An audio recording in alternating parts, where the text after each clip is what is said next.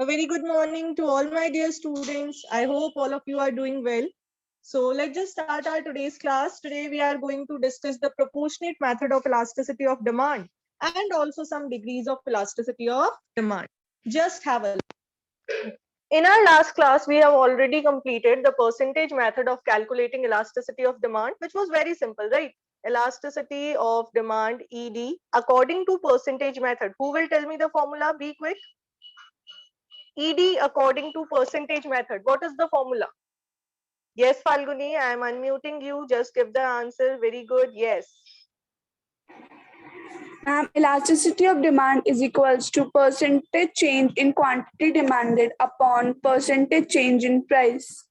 Very good. ED, or we can say elasticity of demand, is equals to the percentage change in quantity demanded divided by the percentage change in price. And we have already discussed how to calculate the percentage change in QD and the percentage change in P, right? So, okay, now have a look. We have also discussed the formula for calculating elasticity of demand by using the proportionate method. And many of you have solved the numericals also. Have a look. This is the formula. ED is equals to delta Q upon delta P multiplied by P upon Q. Delta Q upon delta P multiplied by P upon Q. Now what is delta Q? It is new quantity minus old quantity, and delta P, again it is new price minus old price. P is the initial price and Q is the initial quantity. I guess all of you know this very well. Delta Q, it will be Q1 minus Q, that is new quantity minus old quantity. Doesn't matter कौन सी quantity बड़ी है कौन सी छोटी है. What we have to do is we have to take the new quantity and we have to deduct the old quantity from the new one. And then same delta P, we will take P1 minus P. And P is the initial price, Q is the initial quantity. You can easily solve out the numerical portion. I hope आपने 1 से 10 तक questions भी करके देखे होंगे. Now, before starting the next part, we will just discuss some degrees of elasticity of demand. Have a look. Look at this topic. Then after we will discuss the examples. Degrees of elasticities of demand. हमें ये पढ़ना है कि elasticity of demand जो होती है वो कितने फॉर्म में होती है, उसकी कौन कौन सी डिग्रीज होती है. सो बेसिकली डिग्री का क्या मीनिंग है कि डिमांड कितनी रिस्पॉन्सिव है. Have a look. Whenever price changes, there will be some change in quantity. Here we have to measure the percentage change in quantity, which will be treated as responsiveness of quantity. Responsiveness of quantity demanded. Now you already know the formula for calculating this elasticity. We have to draw the diagram as well as we have to note down the theoretical portion. So have a look, everyone. I hope all of you are ready with your registers and pens. You have to note it down in your registers.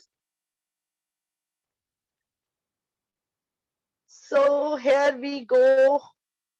Just have a look. Yes. We are having basically 5 degrees of elasticity of demand. कितनी degrees है total? 5 degrees है, जिनमें से 2 ऐसी है जो real life में नहीं होती है और बाकी की 3 सिचुएशंस ऐसी हैं जो रियल लाइफ में होती है. पहले मैं आपको बताती हूँ, जब मैं आपको बोल रही हूँ degree of elasticity of demand, तो डिमांड या तो रहेगी इलास्टिक या रहेगी इन इलास्टिक. स्क्रीन पे लिखना थोड़ा, मेरी स्क्रीन प्रॉपर वर्क नहीं कर रही है. मैं आपको बताती हूँ इलास्टिक एंड इन इलास्टिक. कौन कौन सी? Elastic and inelastic. अगर मैं कहूँ डिमांड इलास्टिक है, इट मींस प्राइस में चेंज आएगा तो क्वांटिटी में भी अच्छा खासा चेंज आएगा. अगर मैं कहूँ डिमांड इन इलास्टिक है, इट सिंपली मींस प्राइस में चेंज आने से डिमांड में कुछ भी चेंज नहीं आएगा या कम चेंज आएगा. Degree number first, perfectly elastic demand. Degree number first, perfectly elastic demand. Diagram देखिएगा जरा ध्यान से. This is the normal. I have drawn the axis, price on y-axis and quantity on x-axis. Now, perfectly elastic demand वो situation होती है जिसमें price change हुए बिना ही क्वांटिटी चेंज होती रहती है. इट मींस सेम प्राइस पे डिमांड कभी इंक्रीज हो जाती है, कभी डिक्रीज हो जाती है. प्राइस को चेंज होने की रिक्वायरमेंट नहीं है. क्या मैं ऐसा डायग्राम बना सकती हूँ? Have a look. बहुत ही ध्यान से देखिए.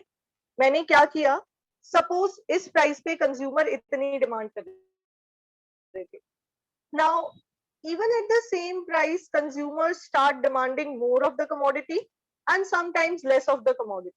ऐसे में हमारा जो डिमांड कर्व बना है वो ऐसा बना है स्ट्रेट लाइन, इसको हम लिख देंगे demand curve D. This is the situation of perfectly elastic demand, a situation where demand changes even at the same price. जो आपकी prevailing price है उसी price पे आपकी demand कभी increase हो जाती है और कभी decrease हो जाती है. क्या होता है, जो prevailing price है उसी पे demand कभी increase और कभी decrease. फॉर्मूला देखिए, इसमें आपका आंसर कैसा आएगा. What is the formula? It is percentage change in Q upon percentage change in P, right? Percentage change in Q upon percentage change in P. यहाँ पे प्राइस में कोई चेंज नहीं आता है, क्वांटिटी में चेंज आता है. मैं अज्यूम्ड वैल्यूज ले लेती हूँ. Suppose quantity changes by 10%, price changes by 0%. Who will tell me क्या आंसर आएगा अगर क्वांटिटी में 10% का चेंज आ रहा है और प्राइस में 0% का चेंज आ रहा है. What will be the final answer? क्या आंसर आएगा? Be quick, unmute and speak. Yes, Falguni, you can speak. Anyone?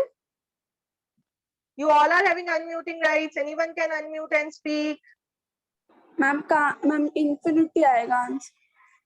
Infinite आएगा. Very good. सिचुएशन फर्स्ट ऐसी सिचुएशन है जहां पे प्राइस के चेंज नहीं होने पे भी क्वांटिटी चेंज होती है, और इस कंडीशन में हमेशा इलास्टिसिटी ऑफ डिमांड आता है इनफाइनाइट. क्या आता है आपका आंसर? इनफाइनाइट. ठीक है, देखते हैं इसका एक बार बुक से रीड करके, डायग्राम को भी समझते हैं. सिंपल सी सिचुएशन है. Situation number first, have a look. क्या लिखा हुआ है पढ़ते हैं. When there is an infinite demand at a particular price and demand will rise in the price, then demand for such a commodity is said to be perfectly elastic. देखिए क्या कह रहे हैं कि करंट प्राइस पे आपकी जो prevailing prices हैं, इस पे क्वांटिटी डिमांडेड जो है वो इनफाइनाइट है. आपको पता ही नहीं है, कभी भी कितनी भी इंक्रीज हो सकती है, डिक्रीज भी हो सकती है, इंक्रीज भी हो सकती है. प्राइस में चेंज आएगा तो डिमांड जीरो हो जाएगी. ठीक है, डिमांड कर्व कैसा बनेगा? It will be a horizontal straight line parallel to X axis. Underline कर लीजिएगा, ये एग्जामिनेशन में पूछते हैं. Demand curve is a horizontal straight line parallel to X axis. नाम क्या है? Perfectly elastic demand. आंसर क्या आता है? Infinite. ED is equals to infinite. ठीक है, ये रियल लाइफ में नहीं होता है, ये सिर्फ थ्योरेटिकल कंसेप्ट है. ये यहाँ पे आपको एक टेबल बना के बताई हुई है. You need not to draw the table, you can directly draw the diagram and you can just note down the theoretical portion. Okay, this is must. This is something which you must write. What is it?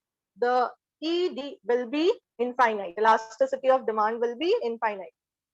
But make sure that you need to join the class on time, else you will miss the topics and you will not get to know the things. तो आगे देखिए फिर. First degree I hope सभी को समझ आ गई होगी. Second degree की बात करते हैं. Degree number 2. Again you have to underline this. This must be noted that perfectly elastic demand is an imaginary situation.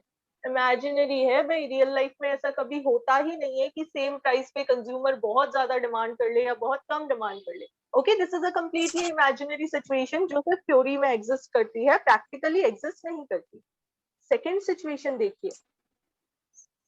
Second situation क्या कह रही है? Perfectly inelastic demand. Inelastic means, बच्चा किसका माइक अनम्यूटेड है? म्यूट कर लीजिए. Yashika. Okay, all right. Have a look everyone.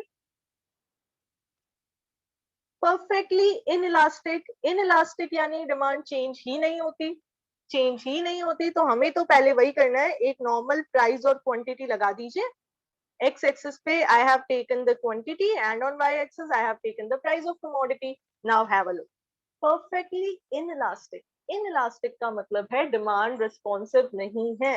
Responsive नहीं है, it means even when the price increases, quantity remains the same, and when price decreases, then also quantity remains the same. Price के increase होने से या decrease होने से जब quantity पे कोई इम्पैक्ट नहीं पड़ता, इस सिचुएशन को हम कहते हैं परफेक्टली इनइलास्टिक डिमांड. जैसे काफी बार होता है ना, किसी के बार बार कहने से भी हमें कोई फर्क नहीं पड़ता, हम जैसे हैं वैसे ही रहते हैं, राइट. बार बार आपको समझाया जा रहा है, बच्चा सेंड मी रिस्पॉन्सेस, बट हम नहीं सेंड करते. इट मींस हम रिस्पॉन्सिव नहीं है. हम परफेक्टली इन इलास्टिक सिचुएशन पे हैं कि हमें बदला नहीं जा सकता, हम जैसे हैं वैसे ही रहेंगे। तो डिमांड की भी कंडीशन होती है कि जैसे है वैसे ही रहेंगे, और जो जैसे है वैसे ही रह जाते हैं उनका रिजल्ट आता है जीरो। क्या रिजल्ट आता है? जीरो। जीरो ही आता है ना, कि हम तो चेंज ही नहीं होंगे, हमें तो 0% चेंजेस आ रहे हैं, हम तो कुछ भी तरीके से किसी भी तरीके से रिस्पॉन्स देंगे ही नहीं। तो डिमांड भी यही कह रही है, डिमांड कह रही है प्राइस को जो करना है कर ले, मुझे रिस्पॉन्स नहीं देना, इट मीन्स नहीं देना। नहीं देना तो नहीं देना, it means even when price increases it remains same, and when price decreases then also it remains the same. Now have a look, एक एग्जांपल के साथ देखते हैं इस सिचुएशन में इलास्टिसिटी ऑफ डिमांड क्या रहेगा। percentage change in Q, this time the percentage change in Q is 0 and percentage change in P will be positive, कोई positive value होगी ना, maybe 10. Now what will be the answer? 0 divided by any positive value gives you the answer 0. It means perfectly inelastic demand कब होती है? जब आपकी elasticity of demand का answer कैसा आता है? जीरो आता है। रियल लाइफ में ऐसे केसेस नहीं होते। रियल लाइफ में जब बार बार कुछ किया जाता है या बार बार प्राइस में चेंज आते हैं तो डिमांड थोड़ा बहुत रिस्पॉन्स तो देती ही है। Is it okay to everyone? Show me a thumbs up if it is okay. I have explained you 2 degrees of elasticity of demand. Both these degrees are imaginary situations. ये real life में exist नहीं करते हैं। I have seen the thumbs up of only 4 to 5 students. What about the others? चलिए, very good. आगे बढ़ते हैं। Ma'am Yes बेटा, मैम एक बार ये पॉइंट फिर से समझा दो। अभी समझा देते हैं। फर्स्ट वाला समझ में आया? Yes ma'am. Okay, that's great. Have a look बेटा। काफी बार क्या होता है जब प्राइस चेंज होती है तो भी क्वांटिटी डिमांडेड में कोई चेंज नहीं आता। इट मींस कुछ कमोडिटीज ऐसी होती है इमेजिनरी सिचुएशन में, ठीक है, कि जिसमें सपोज किसी चीज की प्राइस थी 10 rupees. Let me draw a table for you so that it will be easy for you to understand it. Price थी 10 rupees, consumer was purchasing 100 units. Price 20 हो गई तब भी वो 100 परचेज कर रहा है, प्राइस 30 हो गई तब भी वो 100 परचेज कर रहा है, और अगर बाय चांस प्राइस 5 हो जाती तो भी वो 100 ही परचेज करता। इट मींस प्राइस में कितना भी चेंज आ जाए कंज्यूमर रिएक्ट नहीं करेगा, डिमांड में कोई रिएक्शन नहीं होगा। तो इसको कहेंगे परफेक्टली इनइलास्टिक डिमांड। कर्व कैसा बनेगा हमारा? Vertical straight line parallel to X axis, ऐसा। Have a look, vertical straight line parallel to X axis, ये ऐसा, जिसमें आपने ये पुराना लगा दिया ओ पी एंड क्यू। अब देखिए, मैं आपको कहती हूँ कि प्राइस इंक्रीज हुई तो भी क्वांटिटी सेम रही और प्राइस डिक्रीज हुई तो भी क्वांटिटी सेम रही। आंसर क्या आएगा? जीरो। क्यों जीरो आया? ये रट्टाफिकेशन से आपके माइंड में सेट करना पॉसिबल नहीं है। आप तो फॉर्मूला लगाइए, percentage change in Q upon percentage change in P. क्या कोई क्वांटिटी में परसेंटेज चेंज है? बिल्कुल नहीं, 0% चेंज। बट प्राइस में जरूर चेंज है। फॉर एग्जाम्पल 10%, 20%, कुछ भी एज्यूम कर लीजिए। ऐसे में we will get the final answer as zero. Is it okay now? Yes, zero. Very Yes, good. ma'am. चलिए भाई, हो गया। बुक से आप खुद रीडिंग कर लेंगे, मैं बुक रीडिंग नहीं करवा रही हूँ, आप सभी बच्चे कर लेंगे। ये देखिए बुक में ये रहा second situation, perfectly elastic. Yes बेटा। मैम जो सेकंड आपने डिग्री बताई परफेक्टली इनइलास्टिक डिमांड, मैम वो रियल लाइफ में पॉसिबल नहीं है क्या? रियल लाइफ में वो सिचुएशन एप्लीकेबल है क्या? नहीं बेटा, एग्जैक्टली 100% एप्लीकेबल नहीं है। हम थोड़ा सा आगे जो थर्ड और फोर्थ डिग्री पढ़ेंगे ना, वो हमारी रियल लाइफ से मिलती जुलती है, ठीक है। अभी जो नेक्स्ट पर आपको मैम बताऊंगी जैसे वो, यस, पर मैम जैसे ये सेकंड वाला है परफेक्टली इनइलास्टिक, इसमें मैम प्राइस बढ़ रही है बट क्वांटिटी डिमांडेड में कोई फर्क नहीं पड़ रहा, तो मैम इसमें तो एग्जांपल ले सकते हैं ना हम? बिल्कुल। आपके माइंड में एग्जांपल आ रहा होगा सॉल्ट। Yes ma'am. तो वो बेटा थोड़ा सा आगे जाएंगे ना तब आपको पता चलेगा कि सॉल्ट में ऐसा नहीं होता कि कुछ भी चेंज नहीं है। 1%, 2% चेंज आ सकता है। फॉर एग्जाम्पल जब सॉल्ट कॉस्टली हो जाएगा तो हो सकता है लोग जो है वो व्हाइट सॉल्ट की जगह जो दूसरे ऑप्शंस होते हैं उनको यूज करना स्टार्ट कर दे। कुछ परसेंट, सिर्फ 2 to 3% पीपल, ठीक है। अगर हम बात करें, हाँ, तो कुछ कुछ सिलेक्टेड चीजें ऐसी होती है कि 1-2% चेंज, थोड़ा सा चेंज तो आ सकता है। वो अभी जस्ट नेक्स्ट जो डिग्री है उसमें आपको अच्छे से समझ में आएगा, ठीक है। ओके। अच्छा बच्चा, everyone note it in your mind कि ये क्वेश्चन 5 मार्क्स में आता है। लॉन्ग क्वेश्चन आता है explain the 5 degrees of elasticity of demand, या फिर 6 मार्क्स में एनी 2 डिग्रीज आ जाती है। थ्री मार्क्स की 1 डिग्री भी आ सकती है, तो आपके लिए बहुत इंपॉर्टेंट है ये पार्ट, बहुत ज्यादा इंपॉर्टेंट। आगे देखें, third, fourth and fifth degrees ये रियल लाइफ से रिलेटेड है, थर्ड और फोर्थ थोड़ी ज्यादा रिलेटेड है। हाईली इलास्टिक डिमांड, अच्छे से समझिएगा। हाईली इलास्टिक डिमांड का मतलब है डिमांड की रिस्पॉन्सिवनेस ज्यादा है, हाई है। हाई यानी मैं आपको थोड़ा सा समझा दूंगी, थोड़ा सा मोटिवेट कर दूंगी, तो आप बहुत ज्यादा अच्छा परफॉर्म करने लग जाओगे। उसको कहते हैं हाईली रिस्पॉन्सिव स्टूडेंट। एक हिंट देने की जरूरत है, हिंट देते ही बस काम हो जाएगा, सामने वाला बहुत बढ़िया रिस्पॉन्स करेगा। तो वो सेम चीज डिमांड में होती है। देखिए, लैंग्वेज में अभी आपको लर्न करवा दूंगी। डायग्राम देखिए सबसे पहले। इनिशियली आपको जितने भी डायग्राम बनाने हैं उसमें आपको ये काम तो करना ही है। क्या कि आपको ओ पी लेना है और क्यू लेना है। Now have a look. अच्छा बताइए, प्राइस को इंक्रीज करें या डिक्रीज करें? जैसा आप कहेंगे वैसा कर लेंगे। इंक्रीज। एनीवन? इंक्रीज। अच्छा अब ये बताइए, प्राइस इंक्रीज करूंगी तो क्वांटिटी डिमांडेड को इंक्रीज करूंगी या डिक्रीज करूंगी? Decrease. Decrease, because there is an inverse relationship between price and quantity demanded, so both will move in opposite direction. This we know this we know very well, right? Now have a look. हम कर रहे हैं price को increase. यहाँ पे क्या होता है, प्राइस जितनी इंक्रीज होती है उससे कुछ ज्यादा रिएक्शन क्वांटिटी में आता है। मैंने प्राइस को इतना इंक्रीज किया, ये यहाँ तक लेके चली गई। अब मुझे क्वांटिटी को इसके कंपैरेटिवली कुछ कम कुछ ज्यादा डिक्रीज करना है। ये फिक्स है कि अगर आप प्राइस इंक्रीज कर रहे हो तो आपको क्वांटिटी को क्या करना है, डिक्रीज करना है। बट जितना आपने यहाँ चेंज लिया है उसके कंपैरेटिवली कुछ ज्यादा चेंज यहाँ आएगा। अभी मैं आपको बहुत अच्छे से डायग्राम्स बना के एक्सप्लेन कर दूंगी। अभी एक बार पहले ये देखिए मैं क्या कर रही हूँ, यहाँ पे स्क्रीन पे ऑब्जर्व कीजिए। ये मैंने आपके लिए बनाया हाईली इलास्टिक डिमांड का एक ग्राफ। ये आपको बताना चाह रहा है percentage change in quantity demanded is more than the percentage change in price. Price में जितना परसेंट चेंज आएगा उससे कुछ ज्यादा चेंज क्वांटिटी डिमांडेड में आएगा। जितना चेंज प्राइस में आएगा उसके कंपैरेटिवली कुछ ज्यादा चेंज किस में आएगा, क्वांटिटी डिमांडेड में। एक बार दोबारा डायग्राम देखिए।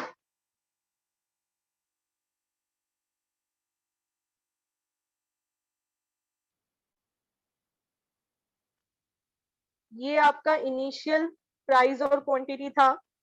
आप सभी इसको साथ साथ में बनाते जाइएगा।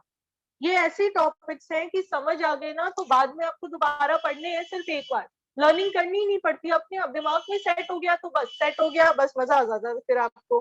देखिए अब मैं प्राइस को डिक्रीज कर रही हूँ, ठीक है।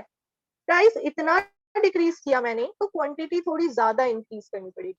कुल मिला के जितना चेंज आप यहाँ पे कर रहे हो उससे डबल चेंज आपको यहाँ पे करना है।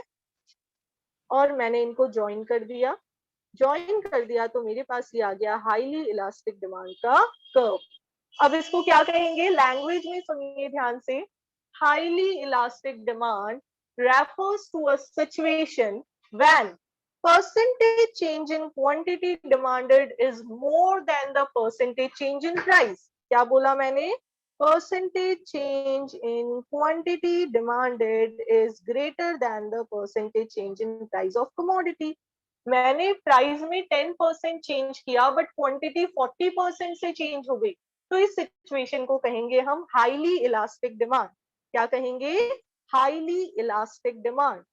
अब देखिए इलास्टिसिटी ऑफ डिमांड, आंसर क्या आएगा इस सिचुएशन में आपका, ED is equals to percentage change in Q upon percentage change in P, right. चलिए मुझे एक एग्जांपल बताइए, क्वांटिटी में ज्यादा चेंज करना है, प्राइस में कम चेंज करना है, वैल्यूज बताइए, कुछ भी वैल्यूज। 2 and 10. 2 and 10। चलिए हम लेते हैं 20 and 10 ले लेते हैं। सपोज प्राइस 10% से चेंज होती है और क्वांटिटी में चेंज आ जाता है 20% का। क्वांटिटी में ज्यादा चेंज रखना है ना, तो मैंने 20 ऊपर रखा है, तो आपका आंसर क्या रहेगा, इट विल बी 2। हम इस सिचुएशन को कहते हैं कि elasticity of demand will be more than 1। हम 2 नहीं लिखते, वो तो जब न्यूमेरिकल करते हैं तो 2 लिखते हैं, बट अगर आपको यहाँ डिग्री पूछ ले तो आप कहोगे ED will be greater than 1. हमेशा आंसर क्या रहेगा? मोर देन 1 रहेगा. जब भी percentage change in quantity demanded percentage change in price से ज्यादा होगा तो आपका आंसर जो रहेगा वो ग्रेटर देन 1 रहेगा. Is it okay to everyone? Diagram आपको बनाना बता दिया है मैंने और आंसर हमने देख लिया है. ये देखिए, ये रहा diagram. Wait for a second, screen से गायब हो गया है. Yes, here it is. अच्छे से ऑब्जर्व कर लीजिए, ये बात सबसे इंपॉर्टेंट है. जितना आप यहाँ चेंज कर रहे हो उससे डबल चेंज यहाँ, बट चेंज अपोजिट होना चाहिए. प्राइस को ऊपर ले जाओगे तो क्वांटिटी डिक्रीज करनी है और प्राइस डिक्रीज करोगे तो क्वांटिटी इंक्रीज करनी है. This is something you must keep in your mind. ठीक है, और लैंग्वेज देखिए कितनी सिंपल है. When percentage change in QD is more than the percentage change in price, तो डिमांड को कहते हैं highly elastic demand. क्या कहते हैं? Highly elastic demand. चलिए अब पेंसिल पिक कीजिए और 2 नाम लिख लीजिए अपनी बुक में इसी के आगे. इस highly elastic demand के 2-3 नाम और होते हैं. लिखिए सबसे पहले इलास्टिक डिमांड. अगर आपको सिर्फ ये लिख के दिया हुआ हो elastic demand, explain the situation of elastic demand, तो इलास्टिक डिमांड भी यही है. ठीक है, हाईली इलास्टिक डिमांड और इलास्टिक डिमांड सेम ही चीजें हैं. इसके बाद अगर आपको कह दे मोर देन यूनिटरी, क्या कह दे? More than unitary. यूनिटरी यहाँ पे 1 के लिए यूज हुआ है. मोर देन यूनिटरी इलास्टिक कह दे तो भी आपको क्या करना है? यही सिचुएशन एक्सप्लेन करनी है. ठीक है, एक बात और ध्यान रखनी है, डिमांड कर्व जो होता है वो इस सिचुएशन में थोड़ा सा फ्लैट रहता है. ये ऐसे फ्लैट सा बनेगा, थोड़ा फ्लैट. तो हमने वो देख ही लिया बना के, ये हमारा कर्व है थोड़ा फ्लैट सा.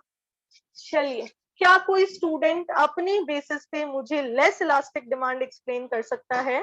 आपके सामने स्क्रीन पे थ्योरी लिखी हुई है, आपके बुक में डायग्राम बना हुआ है. Raise your hand if you can. It will be a great great great opportunity for you. चलिए जल्दी बताइए, रीड कर लीजिए, अपना टाइम लीजिए.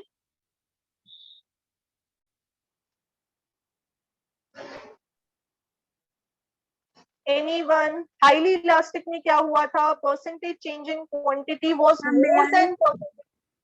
Okay, who is this? Let me check.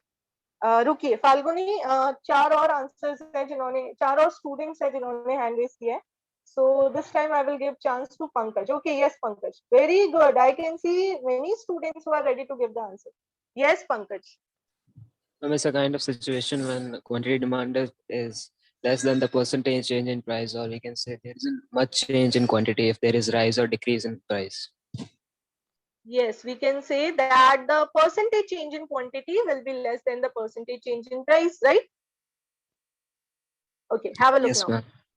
Can anyone draw the diagram on the screen? If I will give you the annotation rights, can you draw the diagram? Vaibhav Khatri, will you draw the diagram?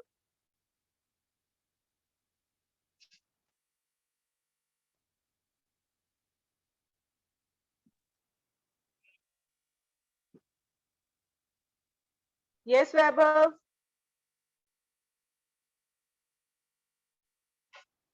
चलिए, वैभव का mic unmute नहीं हो रहा. Janvi? Yes, ma'am. Okay, Janvi, you can see the pen on your screen. Give it a try. Let me draw the main part for you. I will be just drawing the graph. Wait.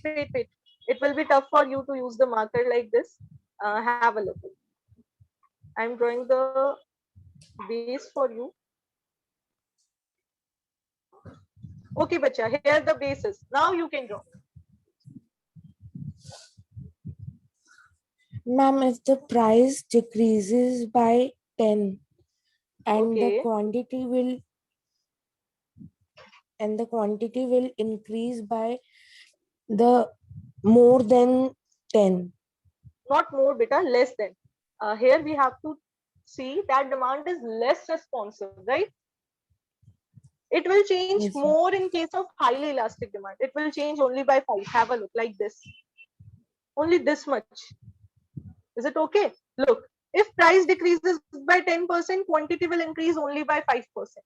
If price increases by 10%, quantity will decrease only by 5%. यानी price के comparatively quantity में कम change करना है आपको. when percentage change in quantity demanded is less than the percentage change in price of a commodity, it is treated as less elastic demand situation. Curve ऐसा बनेगा, steeper सा, कैसा, थोड़ा स्टीपर सा कर्व बनेगा. देखिए मैं एक बार और आपके सामने एक क्लियर डायग्राम बना के आपको बता देती हूँ. सिचुएशन कह रही है कि जितना चेंज प्राइस में आएगा उससे कुछ कम चेंज क्वांटिटी में आएगा. तो देखते हैं भाई, सिचुएशन को समझते हैं. Have a look. Here I have drawn the base. Now have a look. हमें क्या करना है, प्राइस को इंक्रीज करते हैं. ये इतना थोड़ा सा ज्यादा करते हैं. इसका ये मैंने इतना इंक्रीज किया प्राइस को,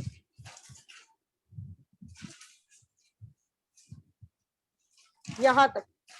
अब जितना चेंज प्राइस में आ रहा है उससे कुछ कम चेंज आपको क्वांटिटी में करना है. प्राइस इंक्रीज होगी तो क्वांटिटी डिक्रीज होगी. ये मैंने प्राइस को इतना इंक्रीज किया तो क्वांटिटी को इतना डिक्रीज किया. अब इनको ज्वाइन कर दीजिए. ज्वाइन करके आप जब डायग्राम बनाएंगे तो आपका कर्व थोड़ा सा फ्लैट आएगा और इसको कहते हैं हम लेस इलास्टिक डिमांड. आंसर क्या आएगा देखिए. इस सिचुएशन में आपकी इलास्टिसिटी ऑफ डिमांड कैसे कैलकुलेट होगी. Have a look.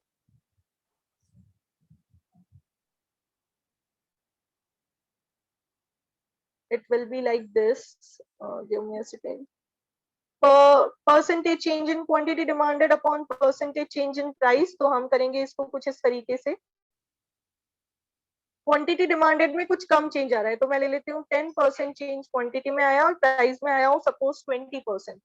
Elasticity of demand will be less than 1. कैसा आएगा, लेस देन 1. 0.5 आ रहा है यहाँ पे, कुछ भी आ सकता है, बस फाइनल है कि 1 से छोटा आएगा.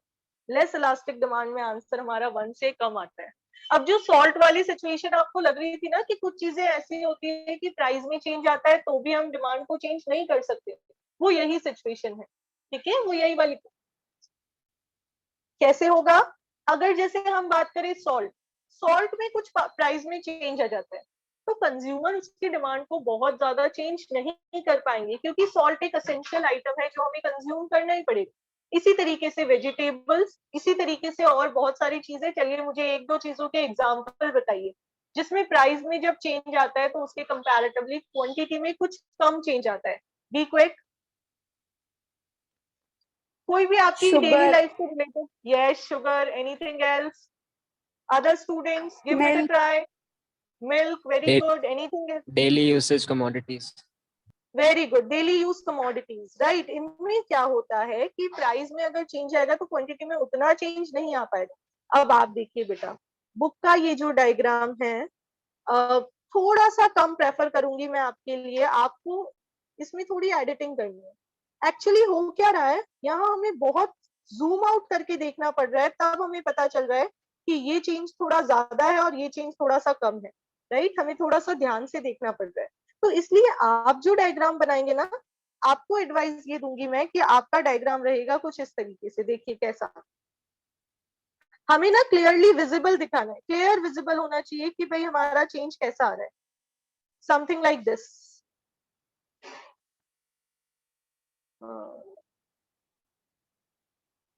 हमने ये ले लिया प्राइस और ये ले लिया क्वांटिटी. अब हमें पता है प्राइस में जितना चेंज आएगा उससे कम चेंज क्वांटिटी को करना है. तो आप आराम से अच्छा खासा स्पेस यूज करके प्राइस में चेंज कीजिए और उसका जस्ट हाफ चेंज कर दिए क्वांटिटी में, अंदर की साइड. अपोजिट चेंज आता है ना तो अंदर की साइड. अब ये देखिए मेरे डायग्राम में क्लियरली विजिबल है कि ये चेंज जो है ये छोटा है और ये चेंज थोड़ा सा बिग है. तो आपको इस तरीके से इसको शो करना है. क्लियर विजिबल होना चाहिए. बात इतनी सी है कि क्लियरली दिखना चाहिए. इसको कहते हैं लेस इलास्टिक डिमांड या फिर इन इलास्टिक डिमांड. क्या कहते हैं, इन इलास्टिक. इन इलास्टिक का मतलब है कि ज्यादा रिस्पॉन्स नहीं देती है. क्वांटिटी जो है वो प्राइस के अकॉर्डिंग ज्यादा रिस्पॉन्स नहीं देती. चलिए तो अब आप खुद को भी कैटेगराइज कर सकते हैं, elastic students and in elastic students. Elastic कौन है, जो सिचुएशन के अकॉर्डिंग चेंज हो जाते हैं, जिनको थोड़ा सा हिंट देना पड़ता है, थोड़ा सा मोटिवेट करना पड़ता है. हम सब इलास्टिक है. हम सब क्या करते हैं, अपने आप को उसमें एडजस्ट कर लेते हैं और अच्छा रिस्पॉन्स देते हैं. लेकिन कुछ बच्चे जो अभी जैसे आपको क्लास में नहीं दिख रहे, जो रेगुलर नहीं रह रहे, वो इनलास्टिक स्टूडेंट्स है. We are trying hard but उनको थोड़ा सा मुश्किल हो रहा है चेंज करने. वो लोग भी मेहनत कर रहे हैं, वो भी अपना काम कर रहे हैं, वीडियोस देख रहे हैं, वर्क कर रहे हैं, बट थोड़ा कम रिस्पॉन्स दे रहे हैं. राइट, तो क्या आप सभी को ये समझ में आया? जल्दी से थम्स अप देके बता दीजिए if it's a yes from your side. Be quick. All right, very good. चलिए लास्ट डिग्री. बस हमारा ये चैप्टर मोस्ट प्रोबेबली कंप्लीट हो जाएगा सैटरडे को. Maybe I will be taking one extra class on Saturday. ठीक है, I will be giving you information. Now the last one, unitary elastic demand. ये भी रियल लाइफ में कोई खास होती नहीं है, बट ये कोइंसिडेंटली किसी सिचुएशन में हो भी सकती. Unitary elastic demand is a situation when percentage change in quantity is exactly equal to the percentage change in price. Price में और क्वांटिटी में सेम टू सेम चेंज आ गया. इसका मतलब प्राइस 10% से इंक्रीज हुई तो क्वांटिटी 10% से डिक्रीज हो गई.